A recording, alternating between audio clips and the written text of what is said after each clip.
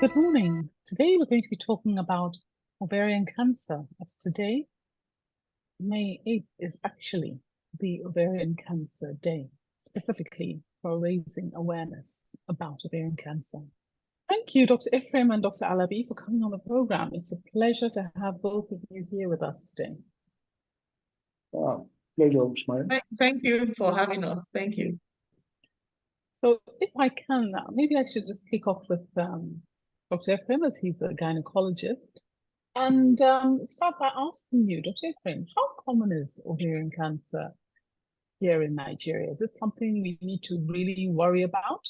And then perhaps you could just explain to us what it is and your experience with it clinically. All right, so ovarian cancer is very common, quite common in our environment, and the truth is that the incidence is rising. Among gynecological cancer, it's about the third most common. And the unfortunate thing is that we're beginning to see a lot of it even in younger people, right? So what is the risk factors? I mean, we've talked about low parity. I mean, people having less number of children. We've talked about people who are exposed to, I mean, who use talc. But the common thing that we're talking about nowadays is family history. A very strong family history is very important in the risk factor for ovarian cancer. So, and it's about the deadliest gynecological malignancy because before now they say there is no known symptom, but we know that there are some symptoms, but the symptoms are not specific for, are not specific for anything. In fact, most of the time you find that these women are being seen by gastroenterologists rather than being seen by gynecologists because they come with symptom of GIT symptoms. So, and that is why, and by the time they come to you, more often than not, even in the best centers in the whole world, we tend to see them as stage 3, stage 4. So, and that is why it is about the deadliest of the gynecological malignancies. Thank you. Well, I think that's actually where we need to start from. Can you tell us what these big non-specific symptoms are? Because, you know, people, it's one that has really worried us a long time. You know, it's something that, you know, we've had celebrities die of it. I was a lady, I think her name was Remy Lagos, some years back. And it sort of picks people off and kills them really quickly. But if there's even non-specific signs, I'm sure the women listening to this call would like to know about what they are, so that if they have some of those non-specific symptoms, they can take action. Can you tell us what they are? Yeah, so the earliest symptoms that people with ovarian cancer tend to present with things like bloating. They tend to have early satiety. In other words, they may have hunger pang. They feel like eating, but they get full on time. So you notice that the appetite is dropping. All right. So then before you can then start talking about abdominal distension, weight loss. So most time when they are presenting with bloating, you see them going to gastroenterologists and then they are getting a drug for ulcer treatment. All right. So my take has always been that once a woman has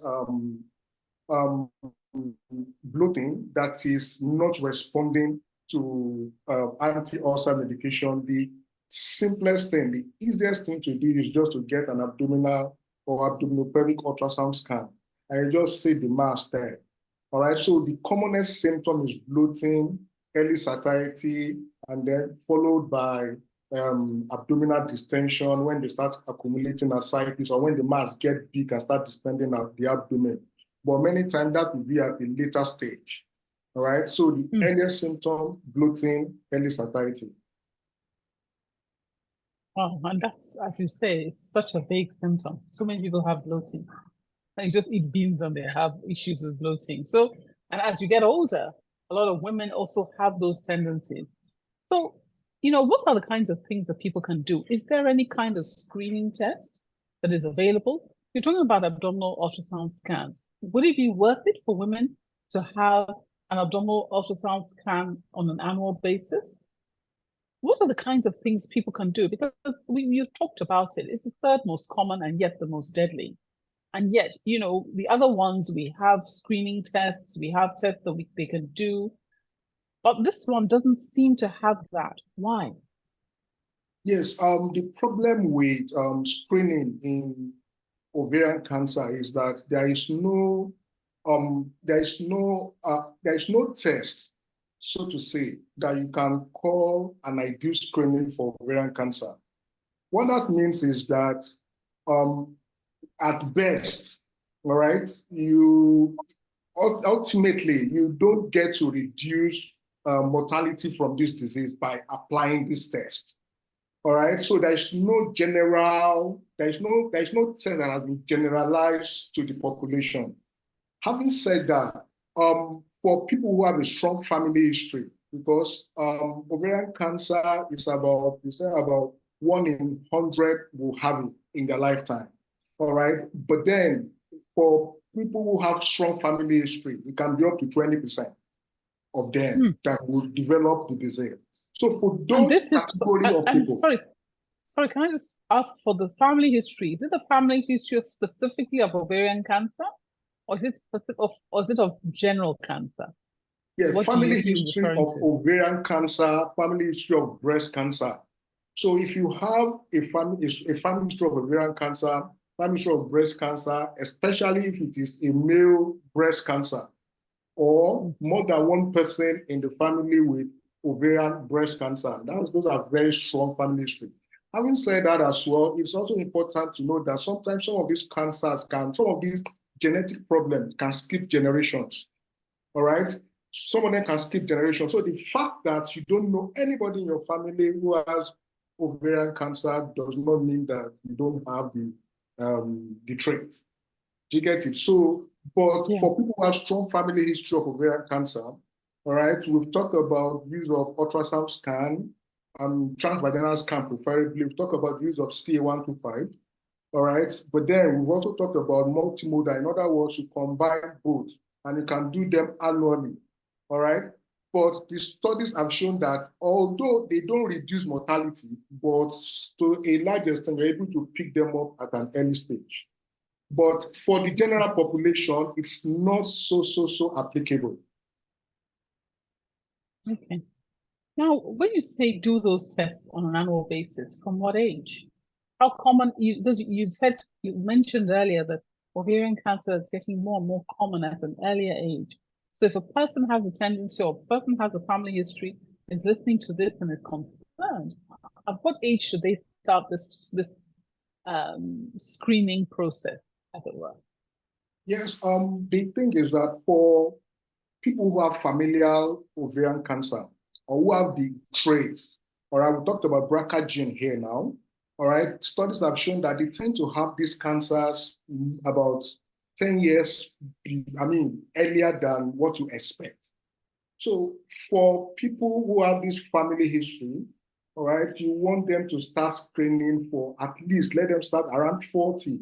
But the truth of the matter is that there's no cutoff age. Some of them have it. I've seen people with ovarian cancer in their 20s.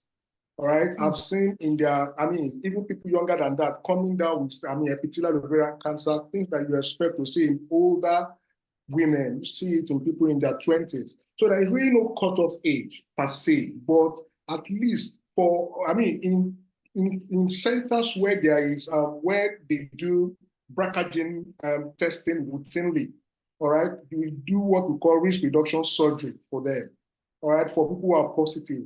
We tend to do it before they are 40, around their 40th birthday, or you ask them to get pregnant early, have their baby, and then you do your risk reduction surgery for them.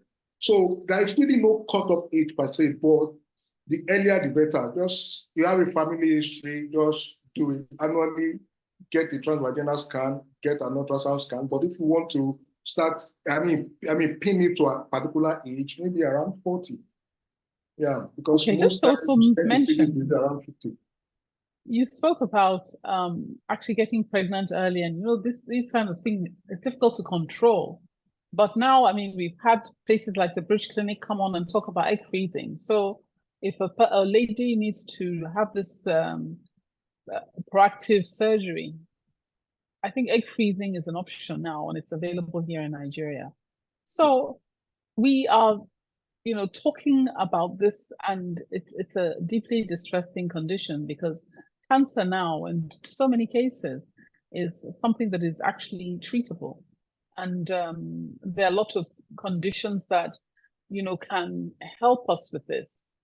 So, but as you have mentioned that, can you tell us sort of what are the stages? Because we're going to go talk to Dr. Alabi shortly about treatment.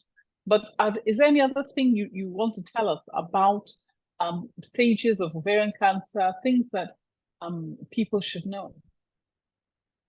Yes, just like I said earlier, most times people don't know they have it until, it's advanced. All right, Father, as a patient that I have now, a staff of loop who was discovered. This one, a new ultrasound machine was bought, and then they decided to test it. And this woman volunteered herself.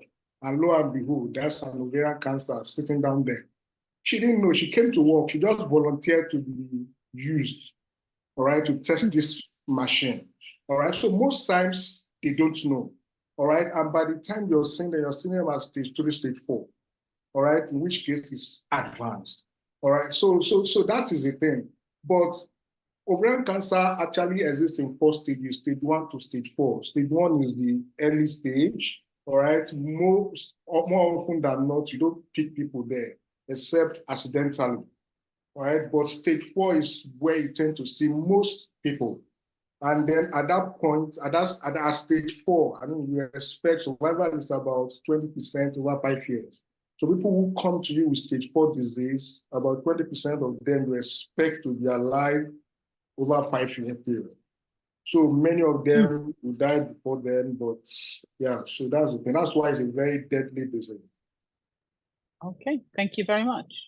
Dr. Alabi, it's lovely to have you on the program. Thank you so much for coming. So we want to talk about ovarian cancer treatment. Can you tell us in general? We've heard from Dr. Ephraim that it's a late pickup, but what about treatment? What are the treatment options? Are there new drugs and things that are, making this perhaps a more manageable condition?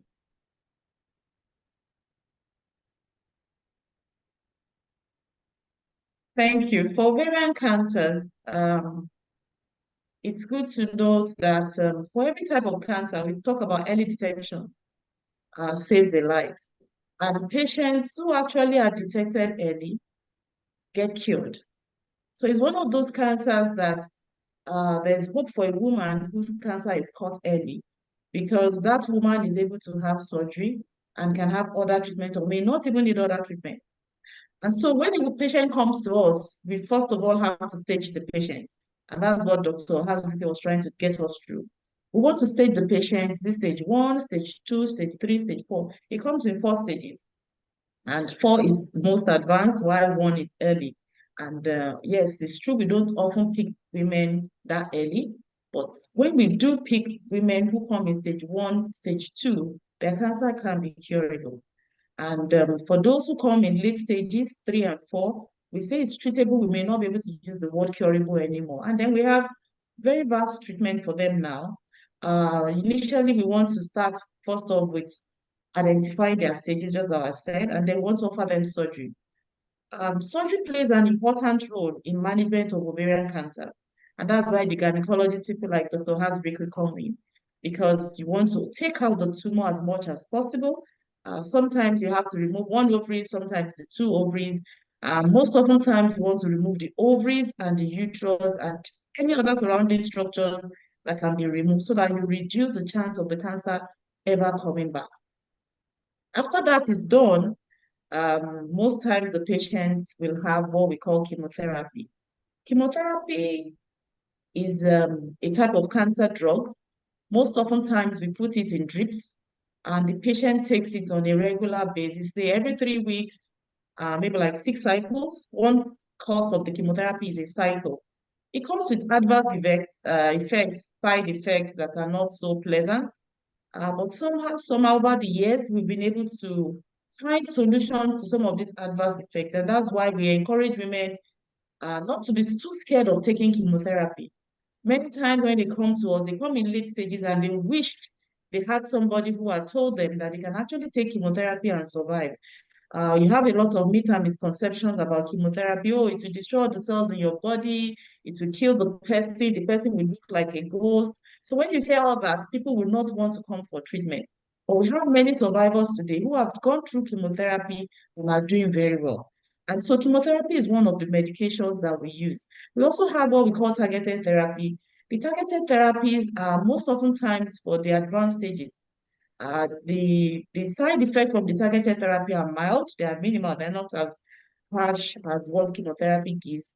Sometimes we have to combine the targeted therapy with the chemotherapy, and the targeted therapies are such that they target specific things that the cancer produces. And so because of that, the cure rate is also higher even for those who have advanced disease. So they can live for longer time, 5 years, 10 years survival, as they are still doing fine. We also have immunotherapy. Immunotherapy is what is new now. That is when we're talking about everyday science is evolving. So immunotherapy happens to be one of those treatment that is evolving. And this is because the body produces some immune cells, and the cancer has also had its own way of not allowing our immune system to fight it. It produces proteins around it, and so our immunity is not able to fight against the cancer. So these drugs have been specially made to stop that process in which the cancer cells cannot resist our immune system. And so when the immunotherapies are used, patients have longer survival. That is most likely where we're going to have breakthrough with cancer treatments with the immunotherapy.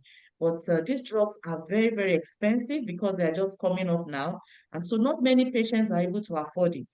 But with the few that have been able to afford it, they are doing very well on it.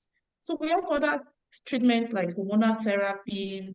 These ones are just a way of trying to help the cells in the body to fight the cancer cells. So by and large, that is what we have in terms of treatment. No, I mean, that's important. And I think obviously the wish is that you don't have a cancer, but if you do, the next best thing is obviously to try and detect it early and in very important, seek treatment. Now, the issue though, I don't know if I should bring it up here, but there's still a challenge with people preferring to go to the church and to the Babalawo rather than come to the hospital. How do you feel about this? So we on a day-to-day basis, we come across patients like this. And so by the time they get to us, they are coming in advanced stages. So that is why we keep appreciating the media. We keep appreciating advocates who are out there speaking and helping us. We are just doctors sitting in our office stays and waiting for patients to come. And so when we have programs like this, we know it's an opportunity for us to get to every woman out there, get to the men out there to tell them that there's a solution for whatever problem it is. And let's not just make it faith-based. Let's seek for medical help. We can pray, we can trust God, we can believe God, where some of us are Christians as well. We can believe God and say, oh, let this drug work for me and let it work for you. And so we keep speaking, we keep creating that awareness and letting people know that there can be treatment for them if they come out. And for the Babalawos, yes, we have to keep reaching out to them as well. And most especially what we tell patients or what we tell people is, if you are in a place and you're having a form of treatment and you see you're not getting better, there's no point staying there. Why don't you seek alternatives elsewhere? And so through that means we'll be able to keep reaching out to this vulnerable group of people who are not well informed of where they can get help for their treatment.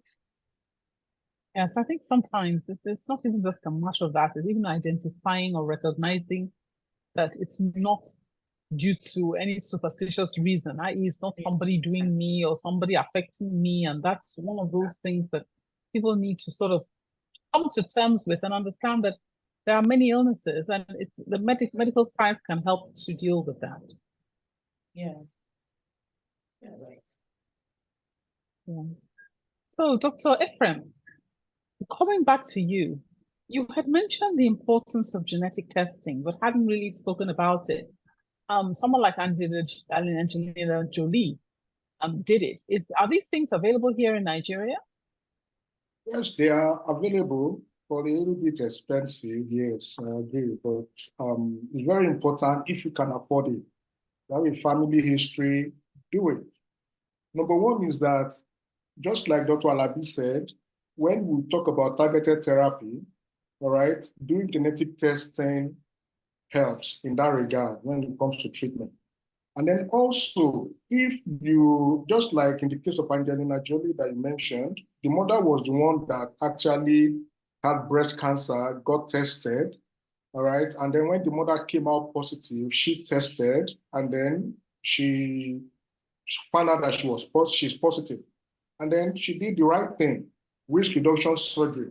She had her babies, she took away her breast first, and then secondly, she had her babies and took her ovaries out as well. And I think with that, you would have reduced your risk significantly to more than, if you can do that, almost 99% risk reduction. So, I mean, I encourage people to do it, not just for them. So, yeah, because the drug so many as at now may be out of reach, but for your family as well, your daughters, in fact, BRCA gene has been associated with other cancers like prostate, that has been associated with pancreatic cancer as well. So it all cut across even to the guys. So a woman is positive.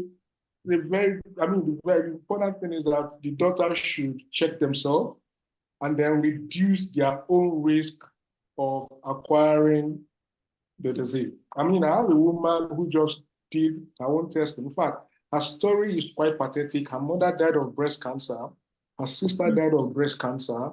She happened to be a breast cancer survivor, and then she came to us with ovarian cancer. So by the time we tested, she was positive, and this woman actually had 3 daughters. She has 3 daughters. So we're talking about those daughters being aware, all right? Then they go ahead to have their family, and then from there, they can also do risk reduction surgeries. Yeah, so it's very important. It's very important to know that there are so many options. Unfortunately, there are at least options to do something about preventing this terrible condition. Unfortunately, time is fast spent and we don't have much time left. Do you have any last words for our listeners, Dr. Ephraim? Yeah, my last word is, please, if you have that feeling of bloatedness or you have any satiety, please, the least that I expect anyone to do or any doctor to request for is an ultrasound scan. All right. Whether you give anti-ulcer or whatever, just do an ultrasound scan. You may just be picking up a disease at a very early stage, and that will make a world of difference. Thank you. Dr. Alabi? We want our viewers to be aware that treatment is available. At the NSIA Youth Cancer Center, we offer all of these treatments. And we want our women to be aware that they can get world-class treatment if they come to our center. Let's be aware of our health. Let's live healthy lives. Take care of ourselves. Have medical checkups at when due. And if you notice anything abnormal, please visit the right set of people. Don't go to places where you should not. Thank you very much. Thank you. Thank you for watching. Please like, share and subscribe for new video updates.